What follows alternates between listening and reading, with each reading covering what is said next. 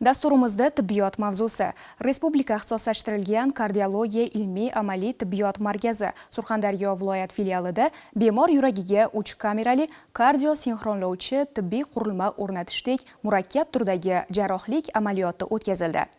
Viloyatda ilk marotaba bajarilgan amaliyot yurak yetishmovchiligi bilan og'rigan bemorning hayot sifatini yaxshilash imkonini berdi. Yurak tanamizning asosiy organi, uning sog'lom ishlashi muhim omillardan biri. So'nggi yillarda yurak-qon tomir bilan bog'liq kasalliklar soni ortib, dunyo bo'yicha u o'lim va nogironlikning asosiy sababi bo'lib qolmoqda. 1953-yilda tug'ilgan qumqo'rg'onlik yurtdoshimiz Sanam Ibragimova ham ko'p yillardan buyon yurak xastaligi bilan og'rib kelardi. Bemor filial kardiolog mutaxassislari tomonidan nazoratga olindi va kasallikka aniq tashxis qo'yilib, kuni kecha Respublika ixtisoslashtirilgan kardiologiya ilmiy-amaliy tibbiyot markazi viloyat filialida poytaxtlik shifokorlar ishtirokida bemorda murakkab jarrohlik amaliyoti o'tkazildi. Yurak-qon tomir kasalliklarining ichida eng ko'p miokard infarkti, yurak aritmiyalari, yurak tug'ma nuqsonlari va shunga o'xshash bir qancha kasalliklar bor. Shunday yuqori texnologik amaliyotlardan hayot uchun xavfli bo'lgan yurak aritmiyalarini murakkab turdagi davolash usuli amalga oshirilyapti.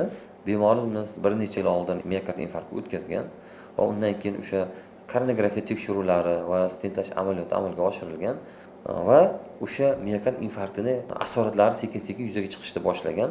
Ya'ni bu eng katta asoratlardan bittasi bu yurak yetishmovchiligi. Mutaxassislar bilan birgalikda bemorga CRTD, ya'ni yurakni resinxronizalash terapiyasi o'tkazilyapti. Bunda bemorda o'sha yurak yetishmovchilik belgilari kamayadi va yurakdagi xavfli aritmiyalar bo'lgan paytda o'rnatayotgan uskunamiz hayotini asrab qolish uchun xizmat qiladi. Aytish joiz, yurtimizda kardiologiya va kardiojarrohlik sohasidagi ishlar ham mutlaqo yangi bosqichga ko'tarilmoqda. Aholiga bu yo'nalishda zamonaviy tibbiy yordam ko'rsatish bo'yicha o'ziga xos tizim yaratilgan. Qon tomir kasalliklarini jarrohlik yo'li bilan davolashda yangi yondashuvlarning joriy etilayotgani Sanam opa kabi yurtdoshlarimiz hayot sifatini yaxshilayotgani bilan e'tiborni tortadi. Muolajani o'tkazdik, bemor o'zini yaxshi his qilyapti. Bunaqa bemorlar albatta kuzatuvda bo'lishi kerak. Albatta bular optimal medikamentoz terapiya, ya'ni xalqaro tavsiyalarimiz bor, guideline deyishadi. O'shanga asoslangan farmakologik terapiyani davom etadi va nazoratda bo'ladilar. Mazkur jarrohlik amaliyoti viloyatda ilk marotaba o'tkazildi. Jarayon voha shifokorlari malakasini oshirishda muhim amaliyot vazifasini o'tadi. Bu yuqori texnologik amaliyotlar juda ko'p mablag'ni talab qiladi. Bu esa ayrim ijtimoiy himoyaga muhtoj bo'lgan aholi qatlamlarimiz uchun mablag' jihatdan qiyinchilik tug'diradi.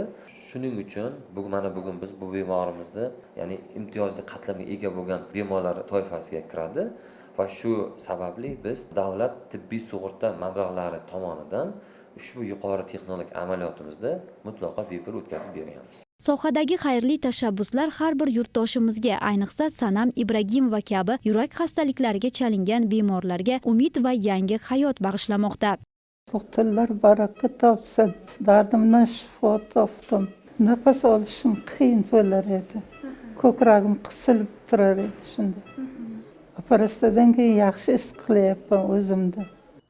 Noyob va murakkab turdagi bunday operatsiyalarning viloyatlarda o'tkazilayotgani chekka va olis hududlarda istiqomat qilayotgan, shuningdek ijtimoiy himoyaga muhtoj bo'lgan aholiga e'tibor va g'amxo'rlikning yorqin ifodasidir. Eng muhimi, ularning salomatliklari tiklanib, sog'lom hayotga qaytishmoqda. Zero tibbiyotdagi islohotlar inson qadri uchundir.